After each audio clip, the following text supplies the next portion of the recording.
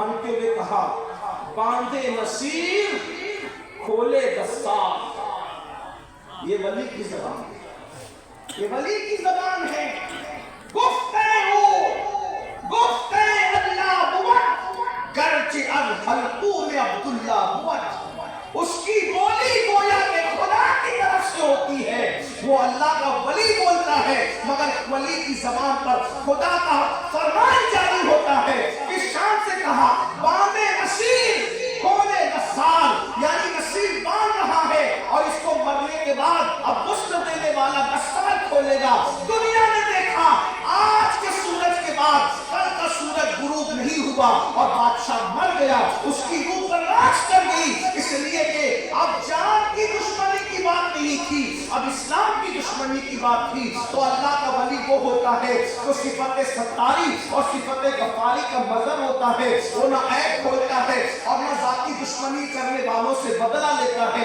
دو صفات اس میں رسول اللہ کی ہوتی ہے.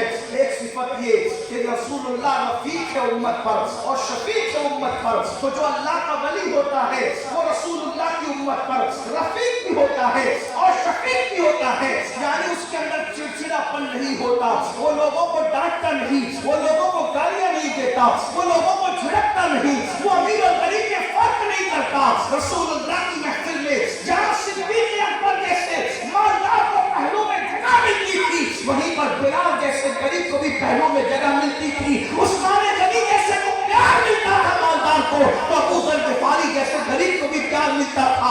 اسی طرح جیسے مصطفیٰ جان رحمت امت پر رفیق اور شفیق تھے, جب اللہ کسی کو ولی بناتا ہے تو اس کے اندر بھی رفقت اور شفقت کا انداز پیدا کر دیتا ہے. وہ ماں کی طرح پیار کرتا ہے, وہ شفقت دیتا ہے, وہ محبت کرتا ہے. دو صفات اس میں صدیق اکبر کی ہوتی ہے, وہ صادق ہوتا ہے, وہ مصدق ہوتا ہے, یعنی کہ وہ سچ بولتا ہے اور سچ کی تصدیق کرتا ہے. اور دو صفات فاروق اعظم کی ہوتی ہے, وہ امر بالمعروف کرتا ہے, نہی انل منکر کرتا ہے.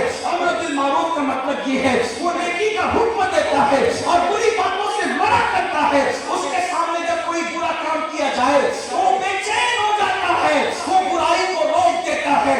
امر بالمعروف اور نہی انل منکر, نیکی کا حکم دینا, بری بات سے منع کرنا, یہ اللہ کے ولی کی پہچان ہے. دو صفات اس کے عثمان غنی کی ہوتی ہے, ایک تو وہ دین کو سخاوت کرتا ہے اور رات کو عبادت کرتا ہے.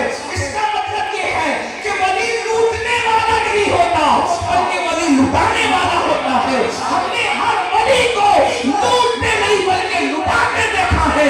ارے زمین کے اوپر رہتے ہیں تو بھی ان کے نام پر لوگ پھلتے ہیں, اور زمین کے اندر چلے جاتے ہیں تو بھی ان کے لنگر پر ہزاروں کا گزارا نظر آتا ہے. عثمان غنی کی دو صفات ہوتی ہے کہ وہ دن کا سخی ہوتا ہے, رات کا عابد ہوتا ہے. اور دو صفات اس میں مولا علی کی ہوتی ہے, وہ یہ کہ وہ جاہل نہیں ہوتا بلکہ وہ عالم ہوتا ہے اور وہ بہادر اور شجاع ہوتا ہے. مولا علی کیسے بہادر تھے, کبھی دیوار ہلتی ہے, کبھی در کانپ جاتا ہے, علی کا نام سن کر اپنی خیبر کانپ جاتا ہے.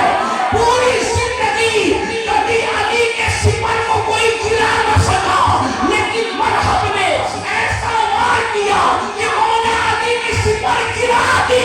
ایک دن علی کی سپر گر گئی, علی نے سزا کیا دی کہ اس کے خیبر کے دروازے کو توڑ کر اپنی سپر بنا کر آیا. علی سے سپر چھینو گے تو تمہارا دروازہ توڑ کر کے سپر بنائی جائے گی. اور اس کے بعد جب اٹھا کر کے پھینک دیا 70 لوگ مل کر بھی اٹھا نہ سکے. اور فرمایا دو صفات اس میں مولا علی کی ہوتی ہے, وہ بہادر ہوتا ہے اور وہ عالم ہوتا ہے.